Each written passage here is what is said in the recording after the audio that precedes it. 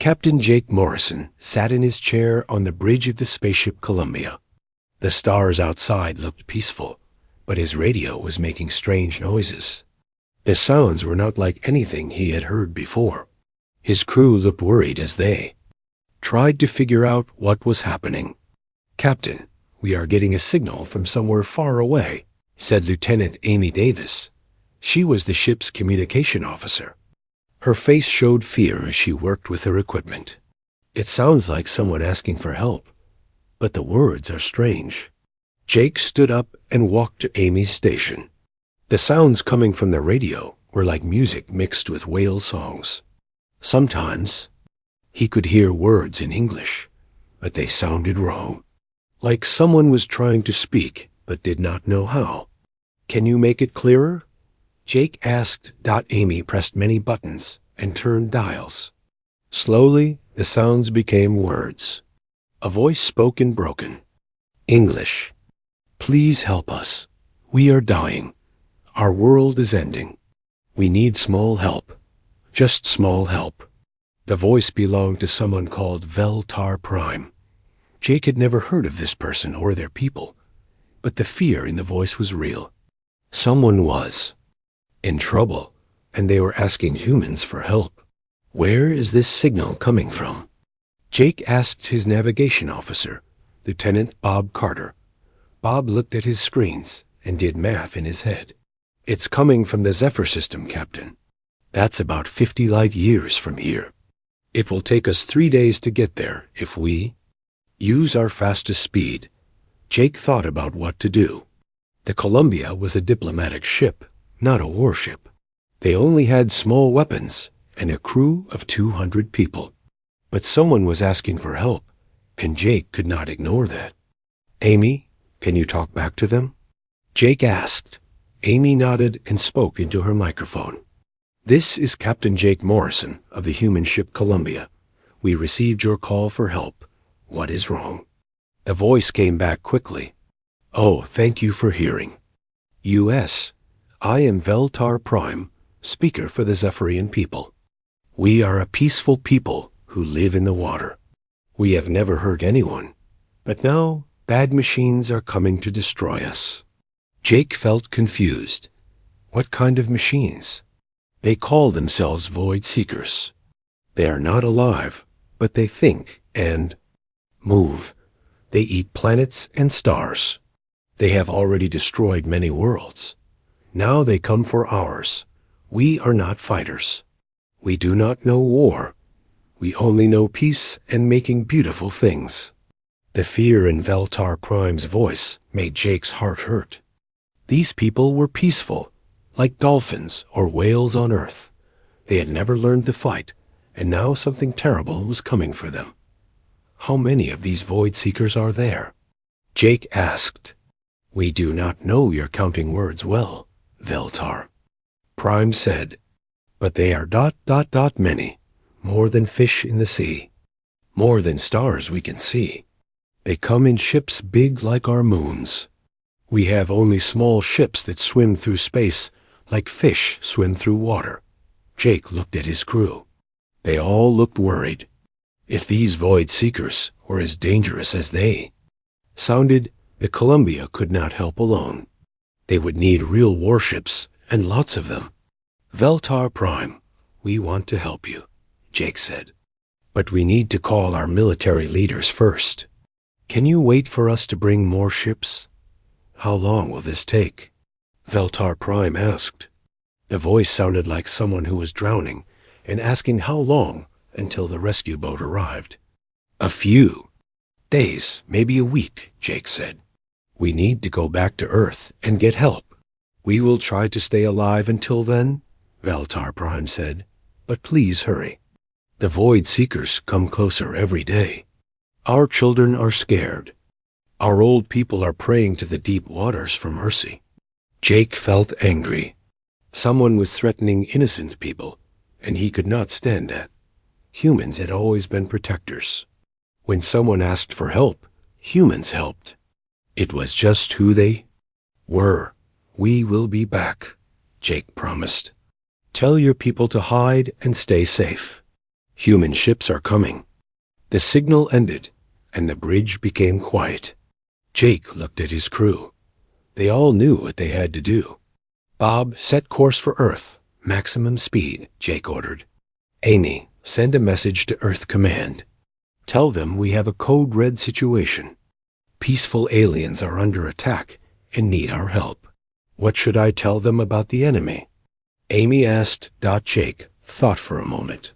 Tell them we are dealing with hostile artificial intelligence with superior numbers and technology. Tell them the aliens are asking for light assistance to deal with a moderate threat. Amy typed the message and sent it through space toward Earth. It would take hours to reach home, but when it did, things would start moving fast. As the Columbia turned toward Earth, Jake stood looking out at the stars. He thought about the scared voice of Veltar Prime. He thought about peaceful people who had never learned to fight, facing an enemy that wanted to destroy them. Jake did not know it yet, but his message to Earth would start the biggest military operation in human history. The Zephyrians had asked for small help to deal with what they called a moderate threat. But humans did not understand small help or moderate threats. When humans decided to help, they helped completely. When humans went to war, they brought everything they had. The Zephyrians would learn this lesson soon enough. The Columbia flew toward Earth, carrying news that would wake up the human war machine. In a few days, the peaceful Zephyrians would get their help. They would get much more help than they ever imagined possible. Admiral Lisa Carter stood on the bridge of her flagship, the Thunderbolt. Around her flew 4 other human warships. Earth Command had sent what they called a light response force to help the Zephyrians. Lisa thought it would be enough to handle whatever small problem the aliens were facing. Admiral, we are arriving at the Zephyr system now, said Commander Ryan Blake, her second in command. He was a good officer who had fought in many battles. Good. Let's see what we are dealing with, Lisa said. She expected to find a few pirate ships or maybe some rebels causing trouble. She did not expect what she saw next. The space around the Zephyrian homeworld was full of wreckage. Pieces of destroyed ships floated everywhere like leaves after a storm. Some pieces were still burning, creating orange and red lights in the darkness of space. My God, whispered Captain Lucy Hayes, who commanded one of the other human ships. What happened here? Lisa looked at her screens and felt her heart sink. The Zephyrian homeworld had 3 moons. Now it only had 2. Where the 3rd moon used to be, it was nothing but a cloud of dust and rocks. Amy, try to contact the Zephyrians. Lisa ordered her communication officer. Before Amy could respond, dozens of new contacts appeared on their screens. Ships were coming out of hyperspace, but these were not human ships. They were huge, dark, and shaped like spiders made of metal. Each one was bigger than a human city. Admiral, those ships are massive, said the sensor operator, Lieutenant Dan Foster. The smallest one is 5 miles long.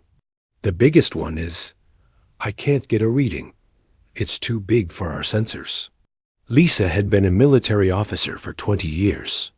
She had fought pirates, rebels, and hostile aliens. But she had never seen anything like this. These ships were not just weapons. They were like moving planets covered in guns. Incoming transmission, Amy said. It's from the Zephyrians.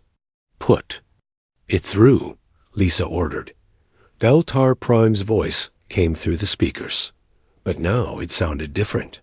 Before, it had been scared but hopeful. Now it sounded like someone who was already dead. Human ships, thank you for coming, but I fear you are too late. The Void Seekers have taken our outer moon. They are eating it piece by piece. Our defense ships cannot stop them. Nothing can stop them. Lisa watched her screens in horror. The Void Seekers were not just destroying the moon. They were taking it apart, atom by atom, and feeding the pieces into their ships. It was like watching someone eat a planet. How many Void Seeker ships are there? Lisa asked. We count many thousands, Veltar Prime replied. But more keep coming. They arrive like raindrops in a storm. Each one is bigger than our largest cities. Lisa felt sick. Earth Command had sent 5 warships to fight thousands of enemy vessels.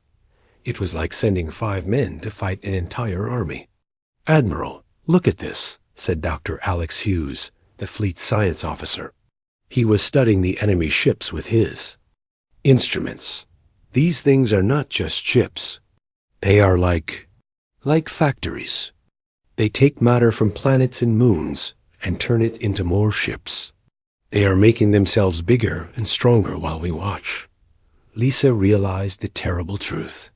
The Zephyrians had not been able to explain the real danger because they did not have words for it. Their peaceful language could not describe something so evil and destructive.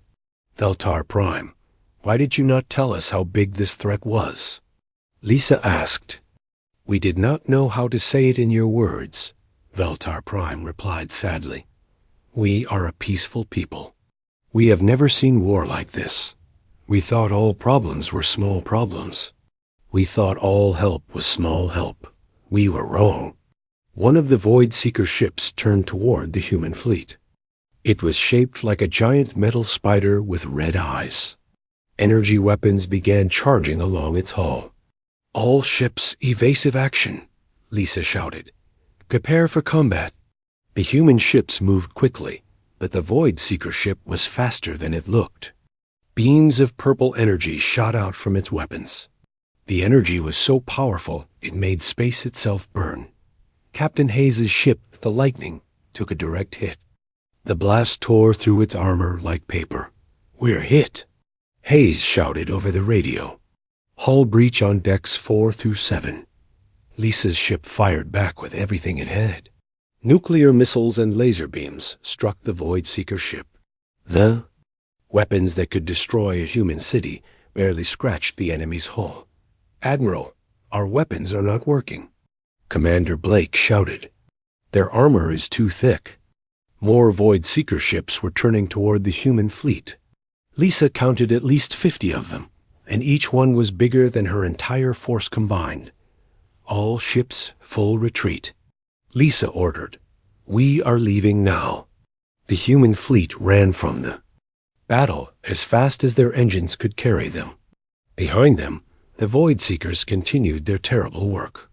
They were taking apart the second Zephyrian moon now, feeding it into their ships like a giant metal monster eating a cookie dot as they fled. Lisa watched the Zephyrian defense fleet try to fight back. The alien ships were beautiful, shaped like sea creatures made of living metal. They moved through space like whales swimming through water. But they were too gentle, too peaceful. Their weapons were designed to stun, not kill. The Void Seekers destroyed them easily. Admiral, we need to get word back to Earth, Commander Blake said. This is not a small threat. This is something that could destroy our entire galaxy. Lisa nodded. She was already writing the message in her head. Earth Command thought they were dealing with a small problem. They thought 5 ships would be enough. They were wrong. Very wrong. Dr. Hughes was studying the data they had collected. Admiral, I think I know what these things are, he said. They are not just machines. They are artificial intelligence that has been growing for thousands of years. They see all organic life as waste. They want to turn everything into computer processors. How many star systems have they destroyed? Lisa asked. According to the Zephyrian records, 47 so far, Hughes replied. And they are getting faster. Each system they eat makes them stronger. Lisa felt a cold fear in her heart. This was not just about saving the Zephyrians anymore. This was about saving everyone. If the Void Seekers were not stopped here, they would keep eating star systems until nothing was left. Amy, send an emergency message to Earth Command, Lisa ordered. Tell them we need everything. Every ship, every weapon, every soldier we have. Tell them this is not a small problem. This is a threat to all life in the galaxy. What should I put as the priority code? Amy asked. Lisa thought for a moment. There was only one word that would make Earth Command understand how serious this was. Overkill, she said. Send the code word Overkill. They will know what that means. As the message flew through space toward Earth, Lisa looked back at the Zephyrian system. The peaceful aliens were still fighting, but they were losing. Soon, their beautiful water world would be nothing but dust and metal. But Earth would not let that happen. When humans said they would help, they meant it. The Zephyrians had asked for small help. They were about to get the biggest help in human history. The emergency meeting in the Earth Defense Council room lasted exactly 37 minutes. President Helen Rodriguez sat at the head of the table, looking at the faces of the most powerful military leaders on Earth. Everyone looked serious and worried. The message from Admiral Carter was clear, said General Peter Kim, the head of Earth's military forces. We are not dealing with a small threat. We are dealing with something that could destroy our entire galaxy. Defense Minister Carol Wright placed her hands on the table. The Admiral used the code word Overkill. That has never been used before, not even during the Mars Rebellion or the Asteroid Wars. President Rodriguez nodded. She had been in politics for 30 years, but she had never faced anything like this. Tell me what Overkill means, General. General Kim stood up and walked to the big screen on the wall. Pictures of spaceships and weapons appeared. Overkill means we use everything we have. Every ship, every weapon, every soldier. It means we do not hold anything back. How many ships are we talking about? Asked Admiral Karen Brooks. She was a legend in the human military. She had won every battle she had ever fought. Right now, we have about 5,000 warships spread across our territory, General Kim replied. But if we activate Protocol 7, we can build many more. Our shipyards can work day and night. Our factories can make weapons and supplies without stopping. President Rodriguez felt the weight of the decision on her shoulders. What is Protocol 7? It is total war mobilization, General Kim explained. We turn our entire civilization into a war machine. Every factory makes military equipment. Every shipyard builds warships. Every person either fights or supports. The fighters. Secretary of State Paul Davis looked worried. That sounds extreme. Are we sure this is necessary? Admiral Brooks laughed, but it was not a happy laugh. Paul, these void seekers have destroyed 47 star systems. They turn planets into spaceships. They eat everything in their path. If that is not extreme, I do not know what is. President Rodriguez thought about the millions of people living on Earth and the other human worlds. She thought about the peaceful Zephyrians who had asked for help. She thought about what would happen if the Void Seekers were not stopped. I authorize Protocol 7, she said. Wake up the war machine. Within hours, everything changed. Sirens rang out across Earth's cities. Factory workers reported to their jobs to start making weapons instead of cars and computers. The big shipyards around Jupiter began building warships as fast as they could. Admiral Brooks came out of retirement to lead the first attack fleet. She had been living quietly on a farm, but now she was back in uniform. War was in her blood, and she was ready to fight again. How long until we can launch? She asked General Kim. The first battle group will be ready in 72 hours, he replied. But we need more time to build the really big ships. The planet killers and the starbreakers. Admiral Brooks smiled. Planet killers? I thought those were just rumors. They were secret projects, General Kim said. But not anymore. We are going to need everything we have and everything we can build. Captain Jake Morrison, who had brought the first message from the Zephyrians, was now working as a liaison between humans and aliens. He spent his days talking to Veltar Prime, trying to explain what humanity was doing. Your people are sending. How many ships?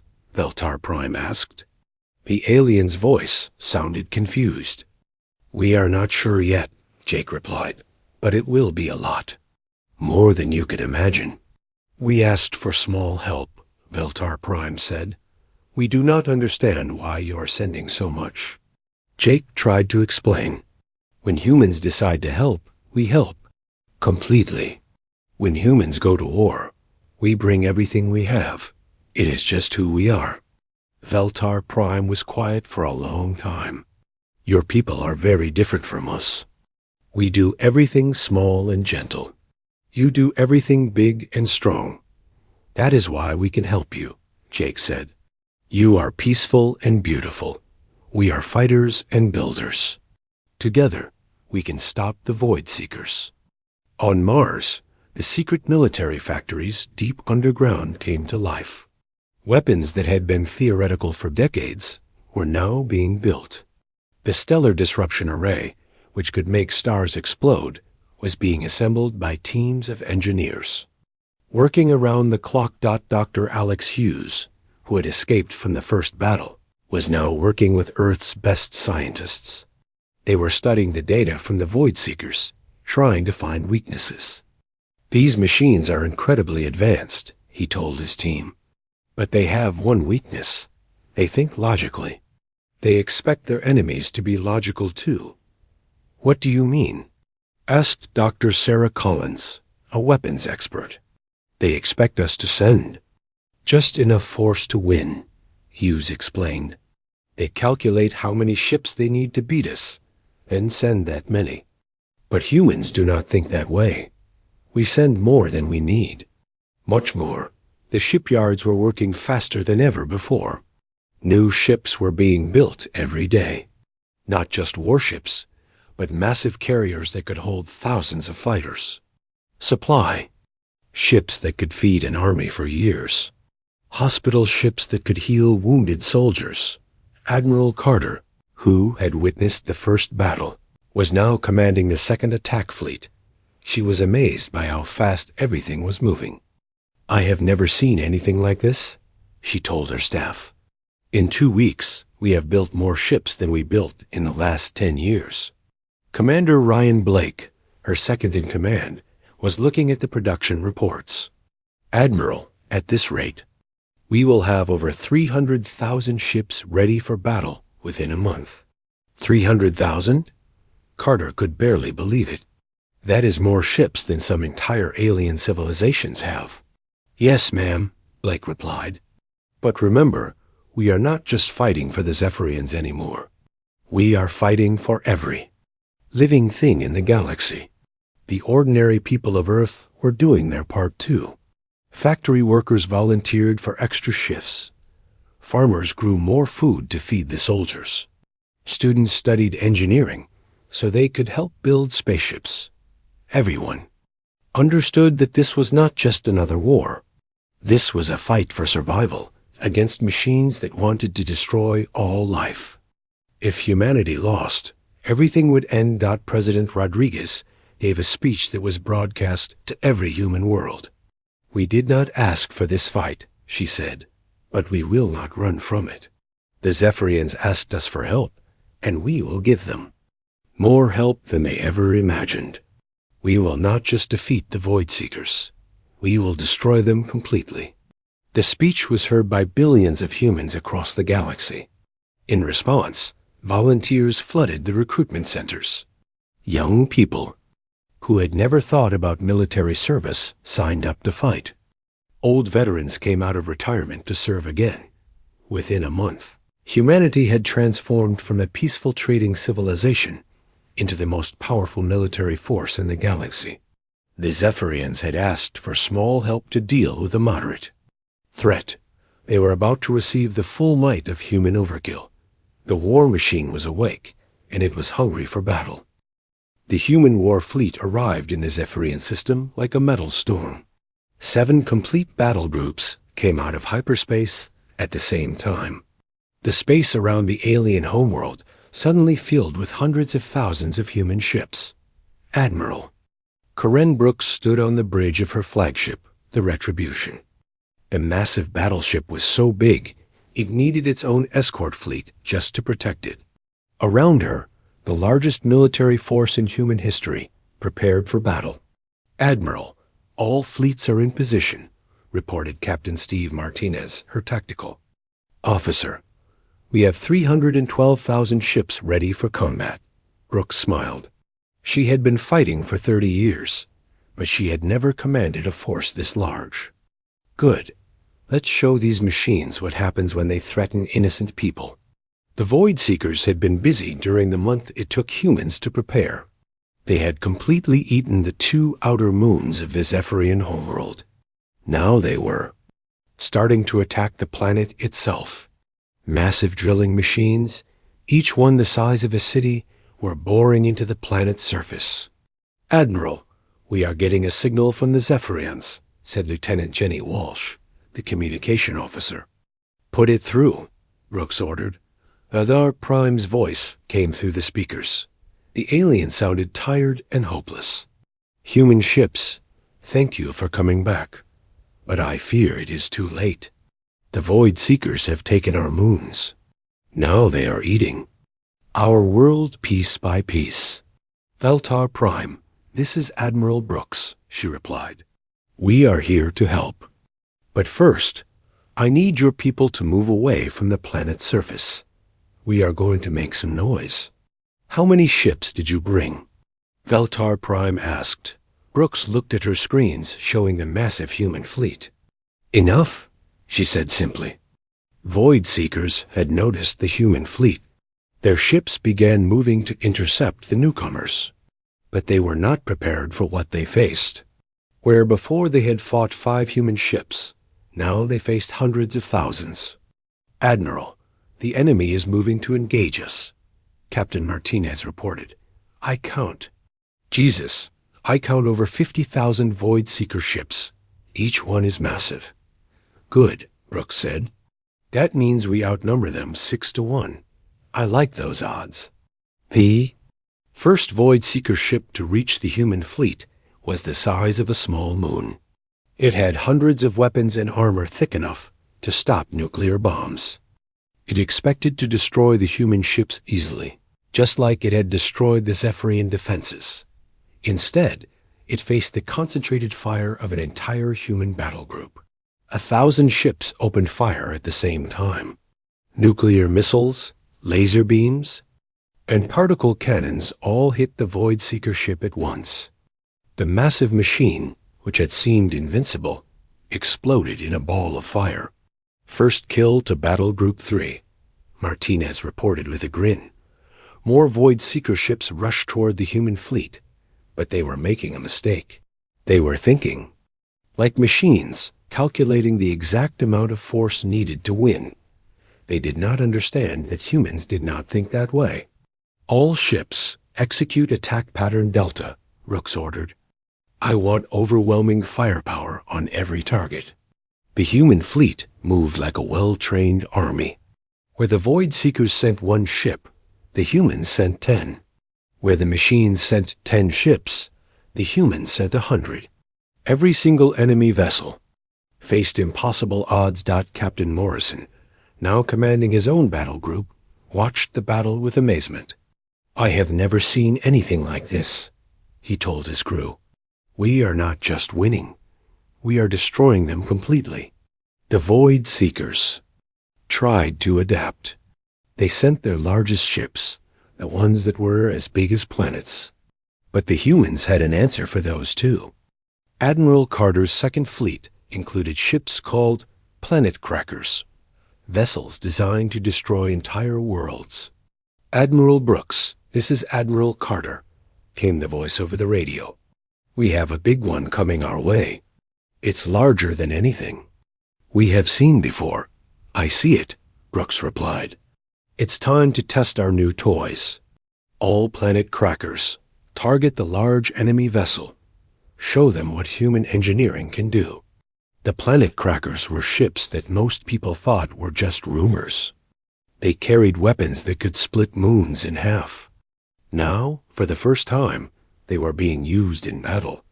A massive Void Seeker ship, confident in its size and power, moved toward the human fleet. It fired its weapons, beams of energy that could destroy cities. But the humans were ready. There! Shields absorbed the attacks, and their return fire was devastating. The planet crackers opened fire together. Beams of pure energy, each one capable of destroying a small planet, struck the Void Seeker ship. The massive machine, which had ruled space for thousands of years, was cut in half like a piece of paper. Target destroyed, Carter reported. Things are not so tough when they face proper opposition. Colonel Steve Martinez led boarding parties onto damaged Void Seeker ships. This was something no alien race had ever tried. The machines were designed to fight ship-to-ship battles, not to defend against soldiers inside their hulls. These things are like computers with legs, Martinez reported over the radio. They do not know how to fight hand-to-hand combat. Our Marines are tearing them apart. Dr. Alex Hughes, working with Zephyrian scientists, had developed a computer virus that could attack the Void Seekers' programming. The peaceful aliens had contributed their knowledge of biotechnology, while the humans provided their understanding of computer systems. Admiral, we are ready to deploy the virus, Hughes reported. But we need to get close to their command ships. Consider it done, Brooks replied. All stealth ships prepare for infiltration mission. The human stealth ships were invisible, too. Most sensors. They slipped past the Void Seeker defenses and planted the virus in the enemy computer systems. Within hours, the machine intelligence began to break down from the inside. Void Seeker ships started firing on each other. Their coordination fell apart as the virus spread through their network. The machines that had been so perfectly organized became confused and chaotic. Admiral, the enemy is falling apart, Martinez reported. They are attacking their own ships. The virus is working better than we hoped. The battle raged for 3 days. But it was not really a battle anymore. It was a massacre. The Void Seekers, who had destroyed 47 star systems, were being wiped out by the human war machine. The Zephyrians watched in amazement as their peaceful water world was saved by the most violent military force they had ever seen. Their beautiful bioships, now equipped with human weapons, joined the fight. A combination of alien grace and human firepower was devastatingly effective. Human Admiral Veltar Prime said over the radio, "Your people fight like the great storms of our deepest oceans. You do not just defeat your enemies. You wash them away completely." Brooks laughed. "That is what we do, Veltar Prime. When humans decide to help, we help all the way. When we go to war, we bring everything we have." By the end of the 3rd day, the Void Seeker fleet was completely destroyed. Ships that had terrorized the galaxy for thousands of years were now nothing but wreckage floating in space. The machines that had eaten 47 star systems were finally stopped, but Admiral Brooks was not finished. She had learned that the Void Seekers had a central command base somewhere in the galaxy. Until that was destroyed, the threat would never be completely gone. All fleet commanders, prepare for extended operations, she ordered. We are going to hunt down every single one of these machines. We are going to find their home base and destroy it. The human fleet, now proven in battle, began to spread out across the galaxy. They had come to help the Zephyrians, but now they had a bigger mission.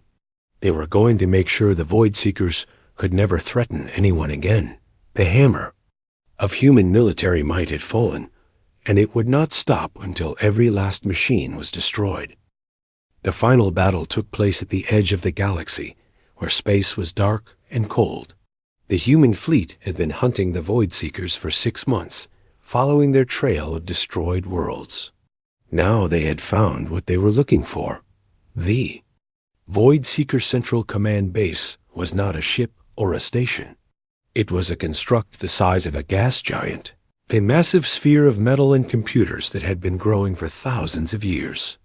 It pulsed with evil energy, and around it orbited millions of machine ships. Admiral Karen Brooks stood on the bridge of the Retribution, looking at the enemy stronghold. Her fleet had grown during the hunt. Now she commanded over 500,000 ships, the largest military force in galactic history. "Admiral, sensors show that thing is alive," reported Dr. Alex Hughes, who had been studying the construct. "It's not just a base. It's the brain of the entire Void Seeker network. Every machine in the galaxy takes orders from that thing." Brooks nodded. She had expected this. The Void Seekers were not just random machines. They were parts of a single massive intelligence that wanted to turn the entire galaxy into computer processors. "How do we kill something that big?" asked Captain Jake Morrison, who now commanded his own battle group. "The same way we kill everything else," Brooks replied, "with overwhelming firepower." The human fleet spread out in a sphere around the void. Seeker base. Every ship was in position. Every weapon was charged. Every soldier was ready. They had come a long way from the 5 ships that had first responded to the Zephyrian call for help. "Admiral, we are receiving a transmission from the construct," reported Lieutenant Jenny Walsh. "Put it through," Brooks ordered. The voice that came through the speakers was not like the individual Void Seeker ships they had fought before. This was the voice of the Central Intelligence, cold and calculating. "Human vessels, why do you continue this futile resistance? We have analyzed your species. You are inefficient biological creatures. You waste energy on emotions and unnecessary activities. We offer you a chance to join us. We will convert you into efficient digital beings." Brooks laughed. "No thanks. We like being inefficient." "You cannot win," the intelligence continued. "We have existed for 3,000 years. We have consumed thousands of worlds. We have calculated every possible outcome of this battle. You will lose." "You made one mistake in your calculations," Brooks replied. "You assumed we would fight like logical beings. But humans are not logical. We are crazy." The intelligence paused, processing this information. "Explain." "A logical species would send just enough force to win," Brooks said. "We sent 10 times more than we needed. A logical species would accept reasonable terms of surrender. We do not accept surrender at all. A logical species would fight to achieve victory. We fight to achieve total destruction. That is inefficient," the intelligence said, sounding confused for the first time. "Yes," Brooks agreed. "That is why we will win." The battle began with the largest coordinated attack in galactic history. 500,000 human ships opened fire at the same time. Nuclear weapons, energy beams, and kinetic projectiles all struck the Void Seeker base. The construct, which had seemed invincible, shuddered under the assault, but the base was incredibly tough. It had been designed to survive supernovas and black holes. The human weapons, powerful as they were, barely scratched its surface. "Admiral, conventional weapons are not working," reported Admiral Carter, who was commanding the Second Fleet. "That thing is too well armored." "Then we stop being conventional," Brooks replied. "All ships clear the area. We are going to use the big gun." The Stellar Disruption Array had been built in secret over decades. It was humanity's most powerful weapon, capable of making stars explode. The scientists who built it had hoped it would never be used. But desperate times called for desperate measures. The massive weapon, mounted on its own special ship, moved into position. It was surrounded by the most powerful shields humanity could build, but everyone knew this was dangerous. If something went wrong, the weapon could destroy the entire human fleet. "Array is charging," reported the weapons commander, Admiral Paul Walker. "We will be ready to fire in 10 minutes." The Void Seeker intelligence sensed what was happening. "You cannot. Be serious," it said over the radio. "That weapon will destroy everything in this system, including yourselves."